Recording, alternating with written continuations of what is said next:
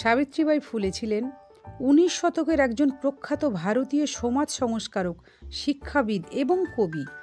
তিনি ভারতের নারী শিক্ষার একজন অগ্রদূত ছিলেন এবং তার অবদান আজও স্মরণীয়। সাবিত্রীবাই ফুলে মহারাষ্ট্রের সাতারা জেলায় নাওগাঁও গ্রামে এক কৃষক পরিবারে জন্মগ্রহণ করেন। বাল্যবিবাহের শিকার হয়ে মাত্র 9 বছর বয়সে জ্যোতিরাও ফুলের সাথে তার বিয়ে হয়।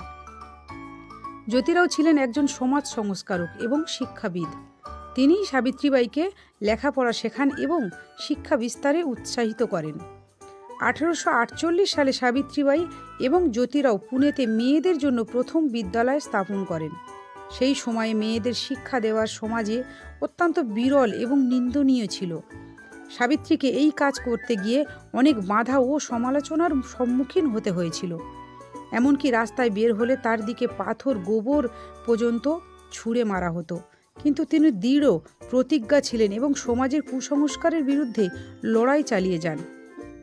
সাবিত্রীবাই শুধু শিক্ষা বিস্তারই করেননি, তিনি বিধবাদের অধিকার এবং বাল্যবিবাহের বিরুদ্ধে সোচ্চার ছিলেন।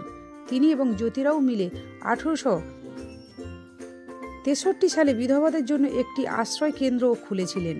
এছাড়াও তিনি জাতিভেদ প্রথার তীব্র বিরোধিতা করেন এবং সমাজে পিছিয়ে পড়া মানুষদের শিক্ষার আলো নিয়ে আসার জন্য অক্লান্ত পরিশ্রম করেন। সাবিত্রীবাই ফুলে ছিলেন একজন অসাধারণ কবিও। তার কবিতাগুলো সামাজিক বার্তা বহন করেন এবং নারী ও দলিতদের অধিকারের কথা বলত। তার দুটি উল্লেখযোগ্য কাব্যগ্রন্থ হল কাব্য ফুলে এবং ভাবন কাশী সুবোধ রত্নাকর।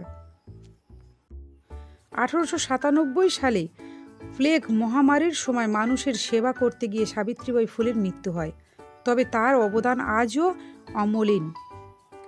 তিনি ভারতের নারী মুক্তি আন্দোলনের এক উজ্জ্বল নক্ষত্র এবং ভবিষ্যৎ প্রজন্মের জন্য এক অনুপ্রেরণা। নারী শিক্ষায় ও সমাজের ক্ষেত্রে তার অবদান ভারতের ইতিহাসে স্বর্ণাক্ষর লেখা থাকবে।